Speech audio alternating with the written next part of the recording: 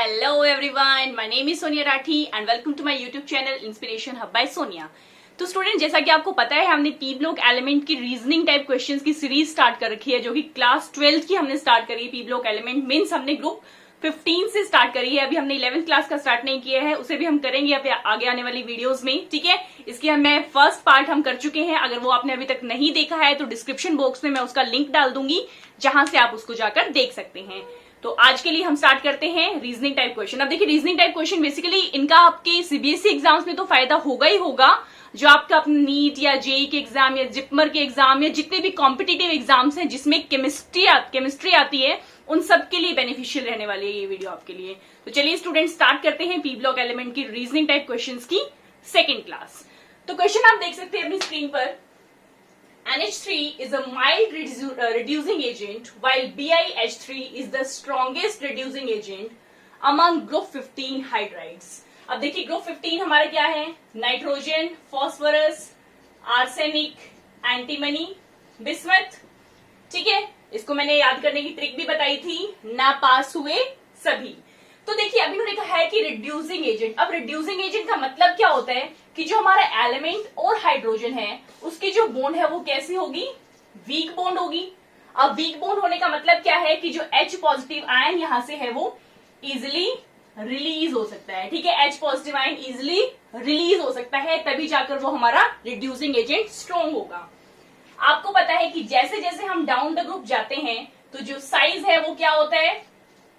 Increase होता है। Size increase होने की वजह से क्या होता है कि जो हमारी बॉन्ड स्ट्रेंथ है वो क्या होती है?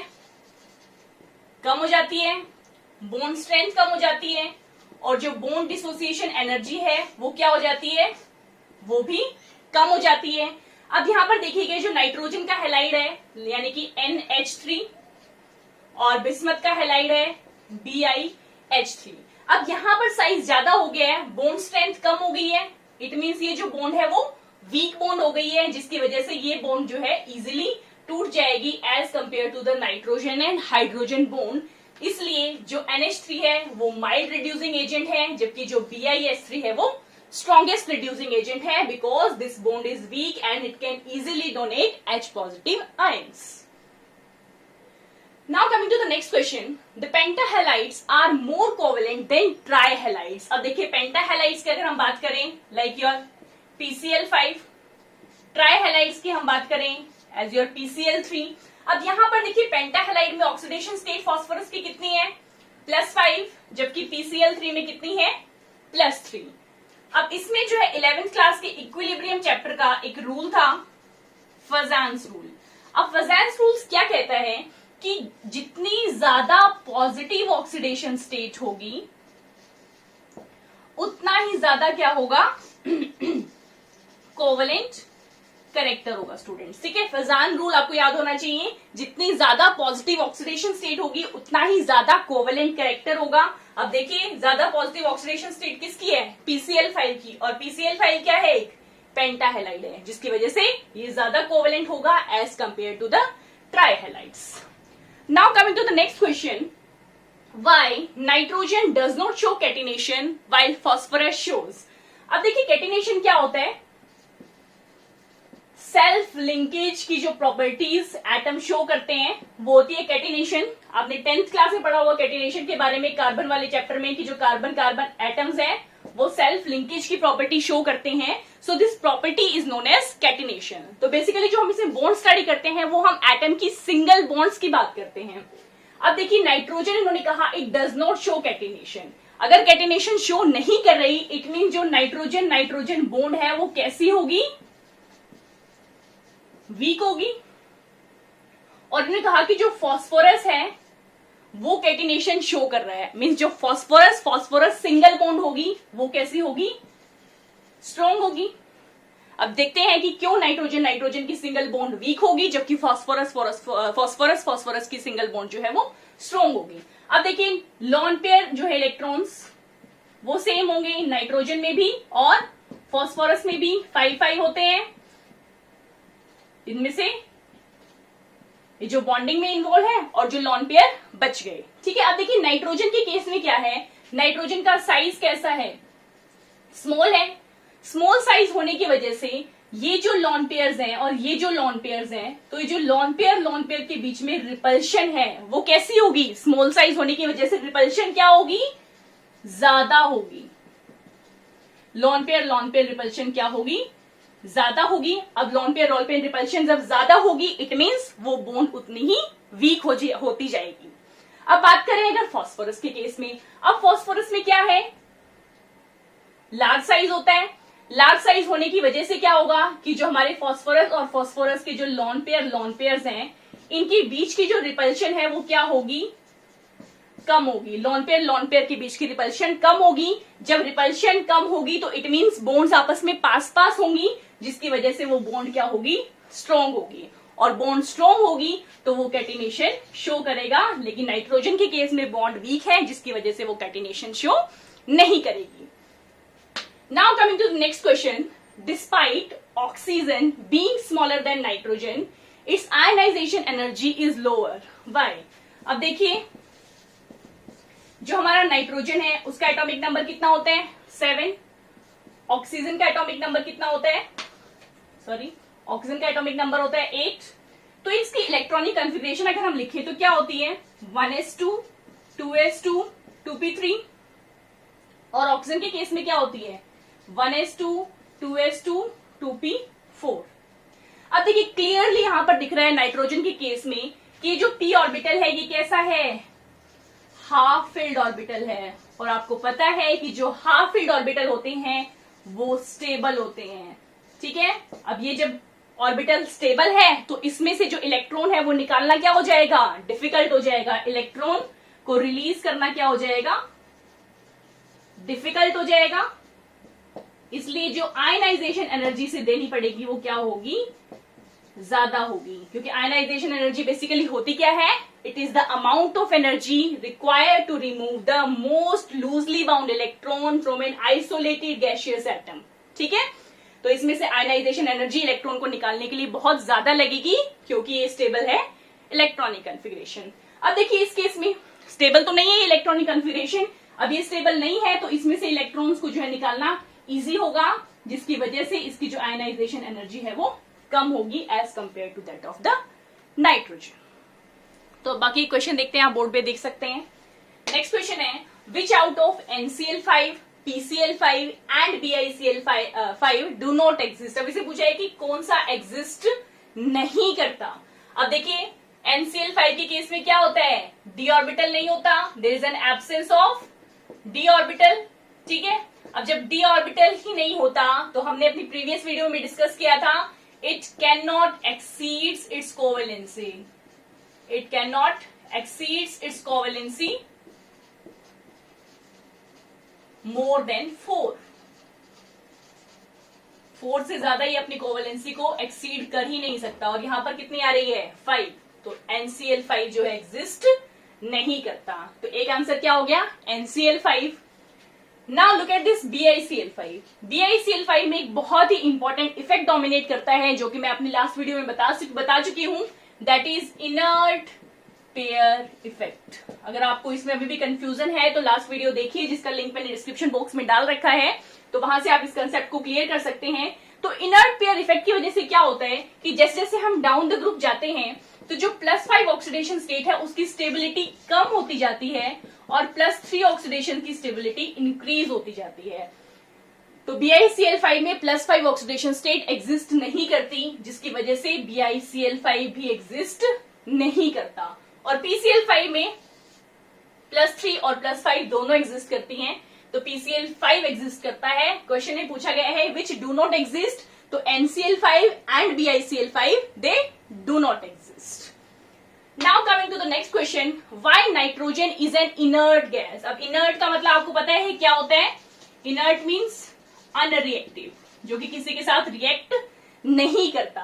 अब देखिए हम डिस्कस कर चुके हैं ये कंसेप्ट भी प्रीवियस अपनी वीडियो में, कि जो नाइट्रोजन जो ट्रिपल बॉन्ड है, जिसकी वजह से 1 सिग्मा 2 पाई मीन्स नाइट्रोजन क्या शो करता है? p पाई मल्टीपल बॉन्ड। मल्टीपल हमने क्यों बोला? क्योंकि जहां पर पाई बॉन्ड आएगा वहां पर सिग्मा ऑलरेडी होगा ना, मीन्स डबल या ट्रिपल बॉन्ड होगी। तो पी पाई मल्टीपल बॉन्ड ये शो करता है, जिसकी वजह से ये जो बॉन्ड है ये स्ट्रॉन्ग बॉन्ड हो जाती है और इसे तोड़ना क्या हो जाता है, डिफिकल्ट हो जाता है। अब तोड़ना डिफिकल्ट होगा तो ऑब्वियसली वो रिएक्ट नहीं करेगा, जिसकी वजह से नाइट्रोजन जो है इनर्ट गैस है। Now coming to the next question, NH3 gas is easy to liquefy. देखिए NH3 मतलब जो गैस की फॉर्म में जो एग्जिस्ट कर रही है उसको हम इजिली लिक्विफाई कर सकते हैं। आपको पता है नाइट्रोजन का स्ट्रक्चर क्या होता है, इस तरह से होता है, ठीक है। जबकि नाइट्रोजन की क्या प्रॉपर्टी होती है कि नाइट्रोजन जो है इंटरमोलिकुलर हाइड्रोजन बॉन्डिंग शो करता है, ठीक है। आप देख सकते हैं इंटरमोलिकुलर हाइड्रोजन बॉन्डिंग शो करता है नाइट्रोजन। हाइड्रोजन बॉन्डिंग का मतलब क्या होता है कि bonding of hydrogen with the electronegative element. तो यहां पर इलेक्ट्रोनेगेटिव एलिमेंट नाइट्रोजन है, यहां पर क्या है, हाइड्रोजन है, जिसकी वजह से इंटरमोलिकुलर हाइड्रोजन बॉन्डिंग, ठीक है। तो अब जब हम क्या करेंगे, अगर टेम्परेचर को हम इंक्रीज करेंगे, प्रेशर को जो है हम कम करेंगे, मीन्स हमें लिक्विफाई करना है, लिक्विफाई करना है तो हमें क्या करना होगा, टेम्परेचर डिक्रीज करना होगा और प्रेशर जो है इंक्रीज करना होगा। तो जब हम ऐसा करेंगे तो क्या होगा कि ये जो मॉलिक्यूल है अमोनिया के मॉलिक्यूल वो आपस में और भी ज्यादा पास हो जाएंगे, एसोसिएट कर जाएंगे, और आपको पता है कि क्या होगा फिर जो इंटरमोलिकुलर ये जो हाइड्रोजन बॉन्डिंग की वजह से जब ये पास आ जाएंगे तो मॉलिक्यूल जो है लिक्विड फॉर्म में कन्वर्ट हो जाएगा गैशियस फॉर्म में। आपको पता है कि गैशियस फॉर्म का मतलब क्या होता है कि मॉलिक्यूल्स बहुत ज्यादा दूर हैं, ठीक है। अब इंटरमोलिकुलर हाइड्रोजन बॉन्डिंग की वजह से वो मॉलिक्यूल्स कुछ हद तक पास आ जाएंगे, इसलिए लिक्विड स्टेट में वो कन्वर्ट हो जाएंगे। Now coming to the next question, NH3 is a water soluble gas. अब देखिए NH3 के बारे में हम डिस्कस कर चुके हैं कि NH3 मॉलिक्यूल क्या है, वो इंटरमोलिकुलर हाइड्रोजन बॉन्डिंग शो करता है। फिर से एक बार ड्रॉ कर लेते हैं हम इसका स्ट्रक्चर। ये हमने दिखा दी थी NH3 के बीच में hydrogen bonding, intermolecular hydrogen bonding. अब देखिए वाटर का स्ट्रक्चर भी आपको पता होगा, वाटर में क्या होता है, H2O। तो जो वाटर का मॉलिक्यूल है वो भी आपस में क्या शो करता है, इंटरमोलिकुलर हाइड्रोजन बॉन्डिंग। और जब हम इन दोनों को मिक्स कर देते हैं, अमोनिया और वाटर को, वाटर सॉल्युबल गैस मतलब वाटर के अंदर इजीली मिक्स हो जाती है। अब ये जो हाइड्रोजन बॉन्डिंग है, यानी कि इसकी जो हाइड्रोजन बॉन्डिंग है वो इसके साथ भी एसोसिएट कर जाती है, जिसकी वजह से अमोनिया और वाटर इजीली मिक्स हो जाते हैं, ठीक है। इसमें भी हाइड्रोजन बॉन्डिंग है, उसमें भी इंटरमोलिकुलर हाइड्रोजन बॉन्डिंग है, और ये जब इनको मिक्स करते हैं तो ये आपस में भी कंबाइन होकर हाइड्रोजन बॉन्डिंग बना लेते हैं, जिसकी वजह से वो वाटर में सॉल्युबल हो जाती है अमोनिया गैस, ठीक है। Now coming to the next question, NH3 is a Lewis base as well as Bronsted base. अब देखिए लुईस बेस का मतलब क्या होता है, इलेक्ट्रॉन डोनर, ठीक है। और ब्रॉन्स्टेड बेस का मतलब क्या होता है, प्रोटॉन एक्सेप्टर। लुईस बेस मतलब इलेक्ट्रॉन डोनर और ब्रॉन्स्टेड बेस का मतलब प्रोटॉन एक्सेप्टर। अब देखिएगा जो NH3 है ड्रॉ कर चुके हैं हम ऑलरेडी, फिर से ड्रॉ कर लेते हैं। ये NH3 का स्ट्रक्चर होता है, इस पे लॉन पेयर इलेक्ट्रॉन जो है प्रेजेंट होते हैं। अभी जो लॉन पेयर प्रेजेंट है इलेक्ट्रॉन्स का, फ्री इलेक्ट्रॉन्स हैं, इट मींस इनको हम इजीली डोनेट कर सकते हैं, मींस ये इलेक्ट्रॉन डोनर की तरह बिहेव करता है और ये इलेक्ट्रॉन को डोनेट कर सकता है, इसलिए इसको क्या बोल देते हैं हम, लुईस बेस। अब बात आती है कि ब्रॉन्स्टेड बेस कैसे है, H पॉजिटिव एक्सेप्टर कैसे है। अब देखिए H पॉजिटिव एक्सेप्ट कौन करेगा, जहां पर नेगेटिव चार्ज होगा। अब आपको पता है कि जो नाइट्रोजन का साइज है वो कैसा होता है, स्मॉल साइज होता है। स्मॉल साइज होने की वजह से जो नेगेटिव चार्ज है, यानी कि नेगेटिव चार्ज की जो डेंसिटी है, यानी कि नेगेटिव चार्ज की जो डेंसिटी है वो कैसी है, ज्यादा है, हाई नेगेटिव चार्ज डेंसिटी है, जिसकी वजह से ये H पॉजिटिव आयन को अपनी साइड अट्रैक्ट करेगा, मींस H पॉजिटिव आयन को एक्सेप्ट कर सकता है, इसलिए इसको हम बोल देते हैं Bronsted base. I think it is clear to you.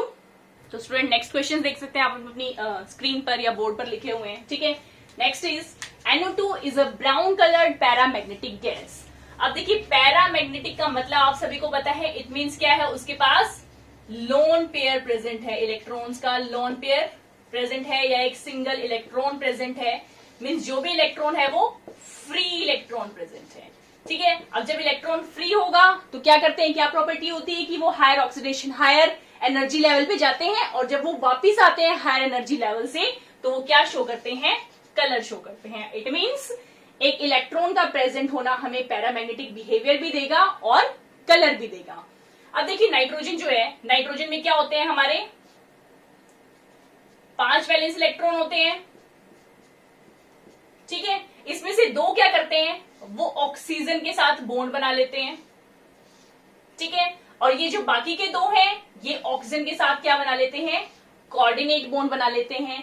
जबकि एक क्या बच गया, हमारा सिंगल फ्री इलेक्ट्रॉन बच गया। और इस फ्री इलेक्ट्रॉन की वजह से ही जो हमारा कंपाउंड है वो पैरामैग्नेटिक होता है और ब्राउन कलर शो करता है।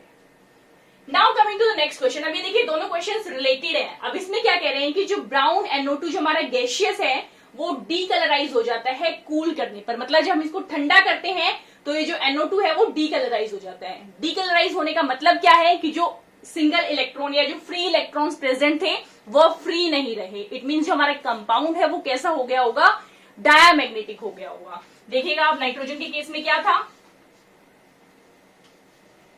इस तरह से स्ट्रक्चर होता है नाइट्रोजन का और एक सिंगल इलेक्ट्रॉन प्रेजेंट था। अब देखिए जब हम इसको कूल करते हैं तो कूल करने पर क्या होता है कि ये दोनों आपस में पास आ जाते हैं। ठीक है, जब क्लोज आएंगे तो क्या होगा, जो नाइट्रोजन है ये कूल करने पे डाइमराइज हो जाएंगे। ठीक है, डाइमराइजेशन हो जाएगी इनके बीच में, जिसकी वजह से क्या कंपाउंड बन जाएगा, इन नाइट्रोजन के जो सिंगल इलेक्ट्रॉन्स थे वो भी आपस में बॉन्ड फॉर्म कर लेंगे। मीन्स अब ये फ्री नहीं रहेंगे, ये बॉन्ड में पार्टिसिपेट करेंगे। ठीक है, तो हमारा कंपाउंड क्या बन गया, N2O4, डाइमराइजेशन हो गई। अब डाइमराइजेशन होने पे आप देखिए कि कोई अनपेयर्ड इलेक्ट्रॉन बचा ही नहीं। अब अनपेयर्ड इलेक्ट्रॉन है ही नहीं, इट मीन्स वो हमारा डायमैग्नेटिक हो गया, और डायमैग्नेटिक होने की वजह से जो कलर है वो क्या हो गया, गायब हो गया। इट मीन्स हमारा कंपाउंड क्या हो गया, डीकलराइज हो गया। Now coming to the next question, nitrogen can show +5 oxidation state but does not form a pentahalide. जब भी नाइट्रोजन से रिलेटेड ध्यान रखिएगा, जब भी नाइट्रोजन का क्वेश्चन पूछा जाएगा तो सबसे जो मेन इसका रीजन होता है वो क्या होता है, एब्सेंस ऑफ डी ऑर्बिटल। अब इसमें डी ऑर्बिटल है ही नहीं। अब देखिए क्या होता है कि पेंटाहेलाइड फॉर्म करने के लिए मीन्स कितनी बॉन्ड फॉर्म करनी होगी, 5 बॉन्ड फॉर्म करनी होगी। 5 बॉन्ड फॉर्म करने के लिए क्या होने चाहिए, 5 ऑर्बिटल्स प्रेजेंट होने चाहिए।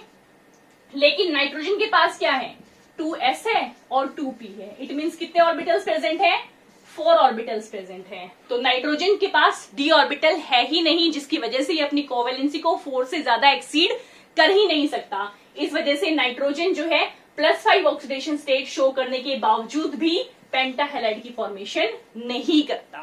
ठीक है स्टूडेंट्स, नेक्स्ट है which is more basic, NH3 और PH3। अब देखिए दोनों के स्ट्रक्चर सेम होते हैं। इस तरह से नाइट्रोजन का स्ट्रक्चर होता है और सिमिलर ही स्ट्रक्चर किसका होता है, PH3 का होता है। वैलेंस इलेक्ट्रॉन मतलब free electron pair, unpaired electron जो है यहाँ पर प्रेजेंट होते हैं। अब देखिए नाइट्रोजन का साइज क्या होता है, स्मॉल होता है। अब जब नाइट्रोजन का साइज स्मॉल है तो स्मॉल साइज की वजह से जो इसकी नेगेटिव चार्ज डेंसिटी है या जो इलेक्ट्रॉन चार्ज डेंसिटी है वो क्या होगी, ज्यादा होगी। ठीक है, इलेक्ट्रॉन चार्ज डेंसिटी ज्यादा होगी। ज्यादा होने की वजह से क्या होगा कि H पॉजिटिव आयन यहाँ पर इजिली अटैक कर सकता है, जिसकी वजह से ये ज्यादा बेसिक होगा as compared to PH3। PH3 में देखिए क्या है, इसका साइज जो है कैसा है, बड़ा है, बिग साइज है। अब जिसकी वजह से जो इलेक्ट्रॉन डेंसिटी है, इलेक्ट्रॉन चार्ज डेंसिटी है वो कम होगी as compared to that of the nitrogen. इसलिए इस केस में जो अटैक होगा H पॉजिटिव आयन का फास्टर होगा as compared to that of the phosphorus. ठीक है स्टूडेंट्स, नेक्स्ट क्वेश्चन है नाइट्रोजन एग्जिस्ट एज N2 लेकिन जो फॉस्फोरस है वो P2 की फॉर्म में एग्जिस्ट नहीं करता। ये क्वेश्चन भी हम कर चुके थे। क्योंकि नाइट्रोजन के केस में क्या प्रेजेंट होती है, sigma pi pi means p pi multiple bond present होती है, जिसकी वजह से ये एग्जिस्ट करता है इस फॉर्म में, N2 की फॉर्म में। लेकिन जो फास्फोरस है उसका लार्ज साइज होने की वजह से, ठीक है, लार्ज साइज होने की वजह से वो P pi multiple bonding show नहीं करता, जिसकी वजह से ये इस फॉर्म में एग्जिस्ट नहीं कर सकता। Now coming to the last question of today, that is aqueous solution of NH3 is basic. Aqueous solution का मतलब क्या है कि सॉल्यूशन जो है वाटर में बनाया गया है। अब देखिए NH3 को वाटर में डिसॉल्व कर दिया। अब आपको पता है H2O क्या होता है, H positive and OH negative, और नाइट्रोजन में आपको पता है कि lone pair of electron present होते हैं। अब जो लोन पेयर ऑफ इलेक्ट्रॉन है मीन्स यहाँ पर क्या है, नेगेटिव चार्ज है, और नेगेटिव चार्ज के पास कौन सा चार्ज अट्रैक्ट होगा, दैट इज पॉजिटिव चार्ज। ठीक है, तो यहां से देखिए स्टूडेंट्स क्या बन गया, ammonium ion, that is NH4 positive बन गया। तो बचा क्या, OH नेगेटिव। तो रिएक्शन में क्या हो गया, NH4 positive plus OH negative. अब ये OH नेगेटिव आयन, आर्हीमियस क्या कहते हैं कि OH नेगेटिव आयन जब रिलीज हो गया इट मींस वो हमारा सॉल्यूशन कैसा होगा, बेसिक होगा। तो इस OH नेगेटिव आयन की वजह से ही जो हमारा एक्वा सॉल्यूशन है अमोनिया का वो क्या होगा, बेसिक होगा। आई थिंक आपको क्लियर होंगे ये सारे क्वेश्चन अभी तक जितने हमने किए हैं। ये क्वेश्चंस की सीरीज अभी खत्म नहीं हुई है, बहुत लंबी चलने वाली है स्टूडेंट्स, बहुत सारे क्वेश्चन बनते हैं, क्योंकि पी ब्लॉक जो है बहुत ही ज्यादा इंपॉर्टेंट चैप्टर है हर एक पॉइंट ऑफ व्यू से। ठीक है स्टूडेंट्स, तो बने रहिए। अगर आपको कोई प्रॉब्लम है तो आप मुझे कमेंट सेक्शन में कमेंट करके पूछ सकते हैं। ठीक है स्टूडेंट्स, तो आई थिंक अगर आपको ये वीडियो अच्छी लगी है तो प्लीज इसे लाइक कीजिए, मेरे चैनल को सब्सक्राइब कीजिए और इसे शेयर कीजिए उन स्टूडेंट के साथ जो आपके फ्रेंड्स होंगे, जो कि प्रिपरेशन कर रहे होंगे इन सबकी, तो उनके साथ इस वीडियो को जरूर शेयर कीजिएगा ताकि उनके लिए भी बेनिफिशियल हो सके। तो तब तक के लिए स्टूडेंट्स पढ़ते रहिए। All the best to all of you. Thank you so much.